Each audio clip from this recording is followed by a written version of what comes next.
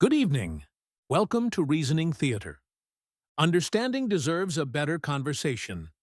Every day we are surrounded by opinions, news programs, social media, podcasts, political commentary.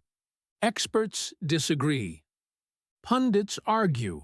Statistics are quoted. Headlines flash by.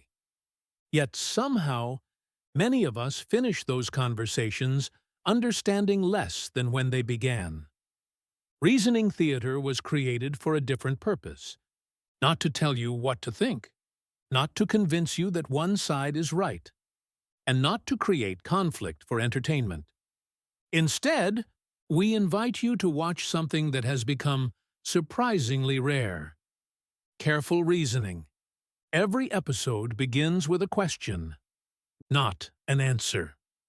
Our panel represents different disciplines, different models, and different ways of understanding the same problem.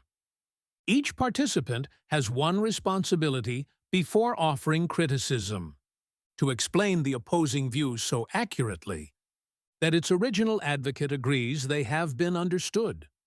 Only then does the discussion begin. Tonight, our first question is both simple and surprisingly difficult.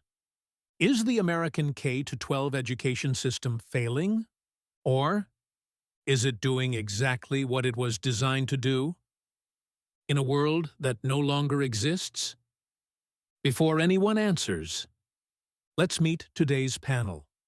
Joining us today, Dr. Elena Ruiz, a learning scientist whose research focuses on attention, memory, and how children learn.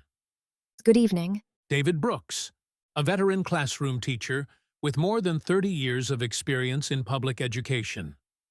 Happy to be here. Dr. Amina Patel, an economist who studies education, incentives, and long-term outcomes. Thank you. Karen Fields, a parent and community advocate whose work centers on the relationship between schools and families. Good evening. Thomas Reed, a researcher specializing in curriculum, assessment, and instructional practice. Pleasure to join you. And finally, Nia Washington, a researcher whose work explores student experience, technology, motivation, and the modern learning environment. Thank you. Before we begin, I'd like to establish one rule. No one here is trying to win. No one here is representing a political party. No one here has been invited to defend an ideology. Each participant represents a different way of understanding the same system. Tonight, our goal is not agreement. Our goal is understanding. Let's begin with a question that sounds almost too obvious. What is the purpose of education? David, if someone stopped you on the street and asked, "What is school for?" what would you say? I'd probably say, to prepare young people for adult life. But the longer I've taught, the more complicated that answer has become. Is it about knowledge, citizenship, employment, character, curiosity? All of those? Schools are asked to accomplish an extraordinary number of things, sometimes all before lunch. Elena, does science answer that question? Not directly. Science can tell us how people learn. It can tell us how memory forms, how attention works, how practice changes performance. But science cannot decide society's goals. That's a human decision. And different communities sometimes answer that question differently. Amina, economists often describe education as an investment.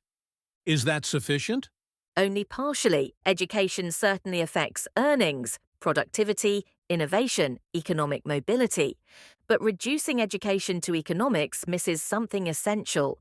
A healthy society also depends upon informed citizens, critical thinkers, neighbors, parents, volunteers, leaders. Those outcomes are harder to measure, but they're no less important.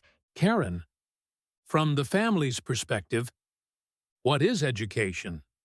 For most parents, it's hope. It's the belief that tomorrow can be better than today. Parents don't wake up thinking about assessment frameworks.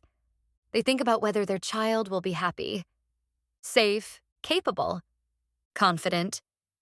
Schools become part of that journey. Thomas. Curriculum researchers spend their careers asking what students should know. Does that answer our question? Only if we first answer what kind of adult we're trying to develop. Every curriculum reflects values. Sometimes those values are explicit. Sometimes they aren't. Choosing what to include also means choosing what to leave out. Nia. Your research focuses on today's students. How different are they from previous generations? Biologically, not very different. Environmentally, completely different. Today's students grow up surrounded by devices, algorithms, instant communication, unlimited information, constant comparison. School is no longer the primary source of knowledge. It's one voice among many. That changes the experience of being a student. And perhaps that's where our investigation begins. For decades, America has argued about education. Some say schools need more funding. Others believe they need more accountability. Some point to curriculum, others to parents, technology, teachers, culture, politics. Each explanation contains observations worth taking seriously. But what if they're all describing different parts of the same system? That's the question we'll explore throughout this series. Not who is right, but how the system behaves. Because before we redesign anything, we should probably understand how it actually works. In our next act, each member of our panel will present the strongest version of a different explanation for the current state of American education. Not to persuade, not to compete, but to give every idea the respect of being understood. Before it is tested, I'm your host. Thank you for joining us. This is Reasoning Theater, because understanding deserves a better conversation. Music swells gently and fades out.